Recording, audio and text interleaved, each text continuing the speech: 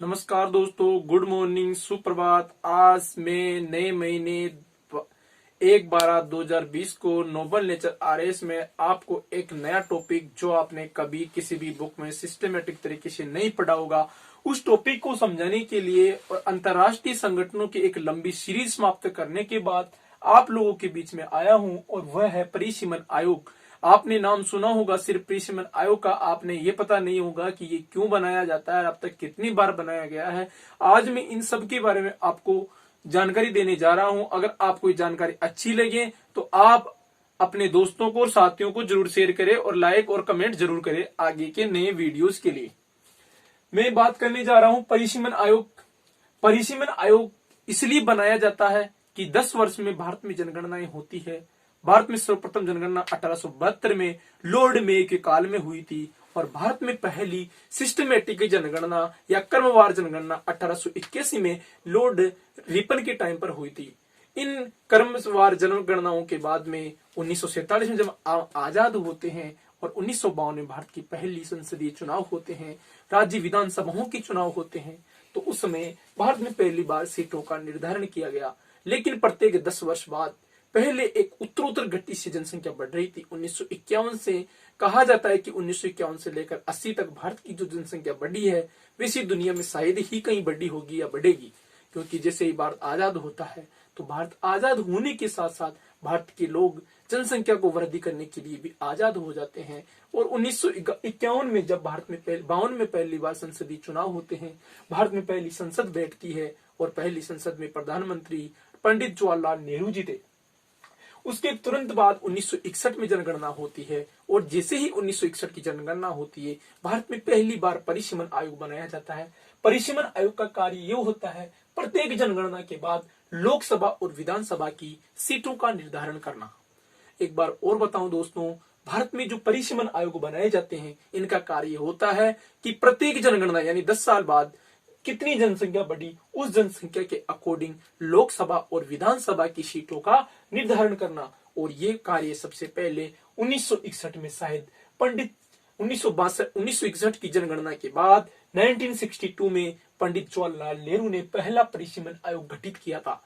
इसके बाद में बात करें तो पहला परिसीमन आयोग सफल नहीं होने के कारण उसके तुरंत बाद दूसरा परिसीमन आयोग 1963 में बनाया जाता है। और दूसरे परिसीमन आयोग पहला परिसीमन आयोग 1952 में बना था। दूसरा परिसीमन आयोग जिसके तहत पहली संसदीय चुनाव हुई है, दूसरा परिसीमन आयोग 1963 में बना था, तीसरा 1972 में बना था, और चौथा और लास्ट परिसीमन आयोग 2002 में बना था।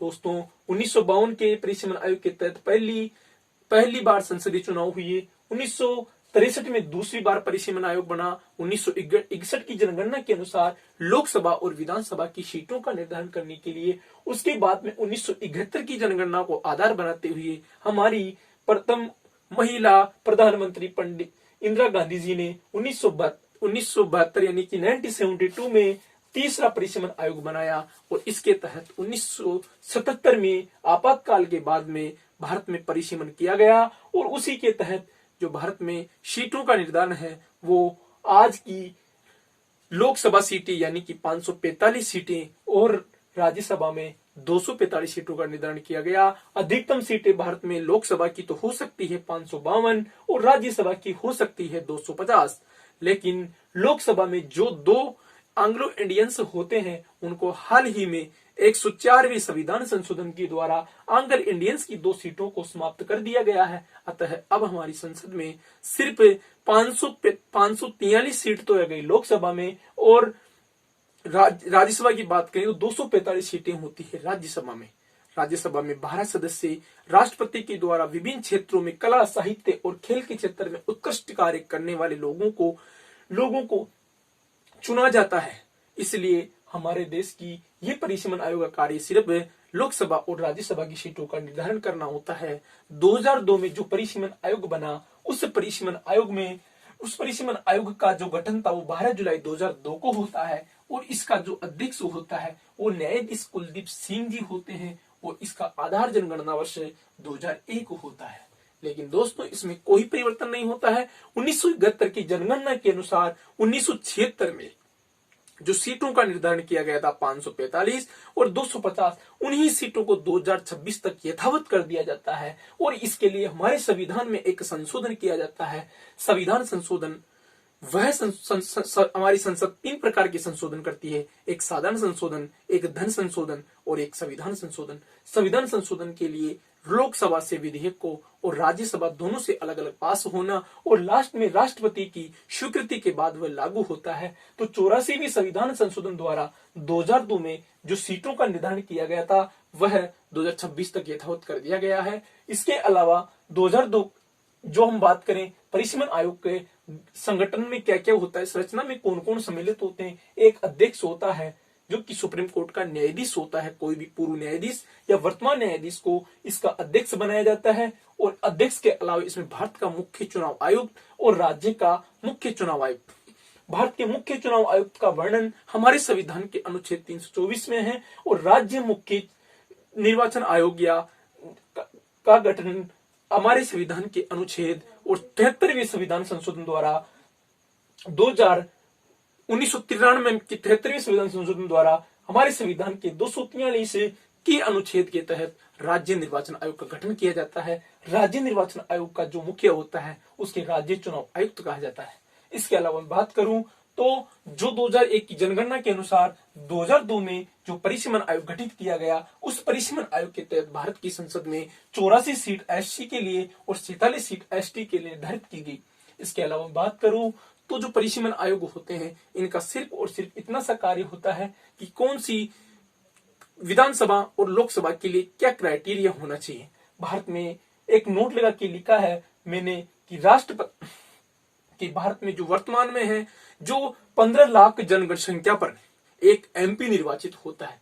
यानी कि मैं आपको समझाऊं तो राजस्थान में 25 लोकसभा सीटें हैं और 10 राज्यसभा सीटें हैं। 25 लोकसभा सीटों का मतलब है 25 × 15 आप देख सकते हो, यानी कि 25 10 250 मतलब 4 करोड़ जनसंख्या के ऊपर 2001 में हमारी जनसंख्या 4 करोड़ के आसपास थी। उन 4 करोड़ जनसंख्या के हिसाब से भारत में राजस्थान में 25 सीटें निर्धारित की गई और हमारे सर्वाधिक जो लोकसभा की सीटें हैं वह उत्तर प्रदेश में है, लगभग 75 सीट है यूपी में। इसके अलावा राज्यसभा की बात करें, क्योंकि उत्तर प्रदेश में सर्वाधिक जनसंख्या है तो जनसंख्या के हिसाब से सीटों का निर्धारण परिसीमन आयोग में किया जाता है। और लास्ट परिसीमन आयोग 2002 में गठित हुआ था जस्टिस कुलदीप सिंह जी की अध्यक्षता में। इसके अलावा अब जो परिसीमन आयोग गठित होगा वह कोरोना की महामारी समाप्त होने के बाद गठित होगा, जो कि 2026 में भारत में लोकसभा और राज्यसभा सीटों का निर्धारण करेगा। इससे पहले कोई परिसीमन आयोग गठित नहीं किया जा रहा है। इसके अलावा मैं अगर आपसे बात करूं तो आपको एक महत्वपूर्ण चीज बताने जा रहा हूं। भारत का मुख्य निर्वाचन आयोग या भारत में कब से निर्वाचन आयोग की स्थापना हुई थी और भारत में वर्तमान में निर्वाचन आयोग के क्या क्या कार्य होते हैं। भारत में निर्वाचन आयोग का गठन अनुच्छेद 324 से लेकर के अनुच्छेद 329 के बीच में किया गया है। इनका गठन एक संवैधानिक बॉडी है निर्वाचन आयोग। आपको हजारों बार एग्जाम्स में पूछा गया है कि राष्ट्रीय निर्वाचन आयोग या राज्य निर्वाचन आयोग का गठन किसी संवैधानिक संस्था द्वारा किया गया है या फिर संविधान में इसका उल्लेख है या कोई संसदीय समिति करी है, कहां से इसका उद्घाटन किया गया है। तो हम इसका सीधा जवाब देंगे कि भारत का जो राष्ट्रीय निर्वाचन आयोग है उसका गठन अनुच्छेद 324 के तहत सर्वप्रथम 25 जनवरी 1950 को भारत का प्रथम निर्वाचन आयोग या निर्वाचन आयुक्त गठित किया गया। और शायद भारत का पहला निर्वाचन आयुक्त जो था वो सुकुमार सेन जी थे।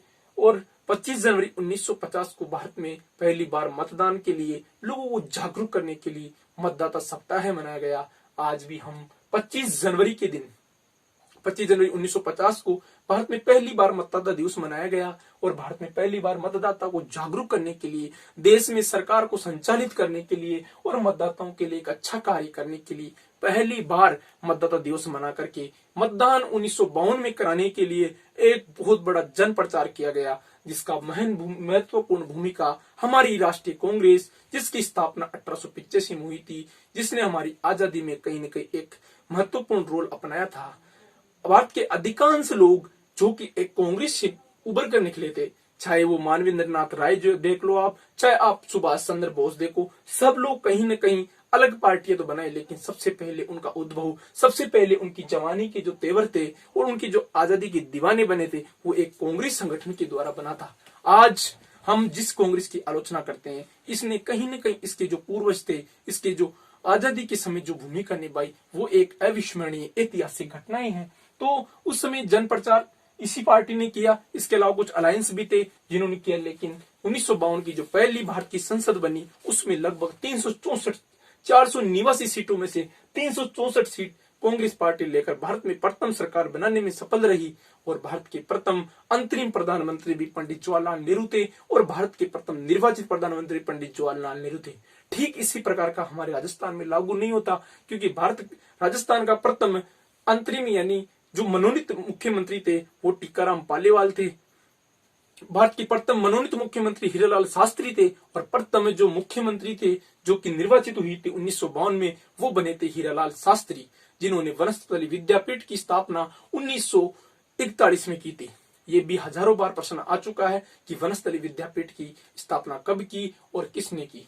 इसके अलावा अगर मैं आपको बताऊं तो भारत का जो निर्वाचन आयोग होता है, इसका जो मुख्य निर्वाचन अधिकारी होता है, उसको एक बार 61वें संविधान संशोधन 1989 के बाद मुख्य निर्वाचन आयुक्त और अन्य निर्वाचन आयुक्तों के बीच उनकी संख्या 3 कर दी गई थी, लेकिन फिर अब इसको घटाकर 1 से 3 कर दी गई थी, क्योंकि 1989 के 61वें संविधान संशोधन द्वारा भारत में जो मतदाता की उम्र थी वो 21 वर्ष से घटाकर 18 वर्ष की गई थी। इसके बाद में अगर मैं आपसे बात करूं तो आपको बताना चाहूं कि भारत में जो निर्वाचन आयोग का कार्य है वह है लोकसभा और विधानसभा सीटों का लोकसभा, विधानसभा, राष्ट्रपति और उपराष्ट्रपति की जो चुनाव होते हैं उनको बिल्कुल स्वतंत्र और निष्पक्ष रूप से संपन्न कराना भारतीय निर्वाचन आयोग या राष्ट्रीय निर्वाचन आयोग का कार्य होता है। जबकि मैं बात करूं राज्य निर्वाचन आयोग, जिसकी स्थापना 73वें संविधान संशोधन द्वारा 1993 में की गई, तो राज्य निर्वाचन आयोग का गठन अनुच्छेद 243 के तहत किया जाता है और इसका कार्य होता है राज्य की जो स्थानीय निकाय के चुनाव होते हैं, जिसमें हम इंक्लूड करते हैं राज्य की पंचायती राज एंड म्युनिसिपैलिटीज, यानी कि राज्य की स्थानीय निकायों को। इन दोनों के जो चुनाव होते हैं, जैसे हमारे राजस्थान में हाल ही में संपन्न कराए जा रहे हैं 3 चरणों में स्थानीय पंचायती राज चुनाव, जिनको हम बोलते हैं पंचायती राज, यानी कि ग्राम स्तर पर ग्राम पंचायत, पंचायत स्तर पर पंचायत समिति और जिला स्तर पर जिला परिषद। ग्राम पंचायत का मुखिया सरपंच होता है, जिनका निर्वाचन हमारे जनवरी के माह में हो चुका था। पहले हमेशा इस ग्राम पंचायत, पंचायत समिति और जिला परिषद तीनों के चुनाव एक साथ होते थे, लेकिन इस बार बीच में कोरोना महामारी के आ जाने के कारण और कुछ पंचायतों का परिसीमन करने के कारण निर्वाचन समय पर नहीं हो पाया और CRDR के चुनाव, जिनको हम बोलते हैं पंचायती राज, पंचायत समिति सदस्य और जिला परिषद सदस्य, इन सब का चुनाव जो संस्था करवाती है उसको राज्य निर्वाचन आयोग कहा जाता है। राज्य निर्वाचन आयोग एक संवैधानिक संस्था है और राष्ट्रीय निर्वाचन आयोग भी एक संवैधानिक संस्था है। कभी भी कंफ्यूज मत होना दोस्तों, ये दोनों संवैधानिक संस्थाएं हैं। 324 अनुच्छेद के तहत राष्ट्रीय निर्वाचन आयोग है और अनुच्छेद 243 के तहत राज्य निर्वाचन आयोग का गठन किया गया है। इस प्रकार मैं आपको कुछ और इम्पोर्टेंट फैक्ट बताऊं तो हमारे देश में सर्वाधिक विधानसभा सीटें उत्तर प्रदेश में है, जो उसकी 403 है, क्योंकि उत्तर प्रदेश में जो विधानसभा की सीटें होती है वो देश की सर्वाधिक विधानसभा सीटें हैं। वहां पर जनसंख्या 20 करोड़ का सर्वाधिक है और अगर हम बात करें तो भारत में सर्वाधिक लोकसभा की सीटें भी उत्तर प्रदेश में है और राजस्थान भारत में क्षेत्रफल की दृष्टि से सबसे बड़ा राज्य है। अतः दोस्तों, मैंने आज आपको एक नया और महत्वपूर्ण और इंटरेस्टिंग टॉपिक परिसीमन आयोग बनाया, जिसके बारे में आपने कभी भी किसी बुक में पूरा शुद्ध तरीके से नहीं पढ़ा होगा। मैंने आपको मेरी नॉलेज के अनुसार बहुत अच्छा पढ़ाने का प्रयास किया और अगर आपको ये वीडियो अच्छा लगे तो आप इसके नीचे लाइक, कमेंट और शेयर जरूर करना। और दोस्तों, जिस प्रकृति ने हमें बनाया है उसका संरक्षण जरूर करना। जय हिंद, जय भारत।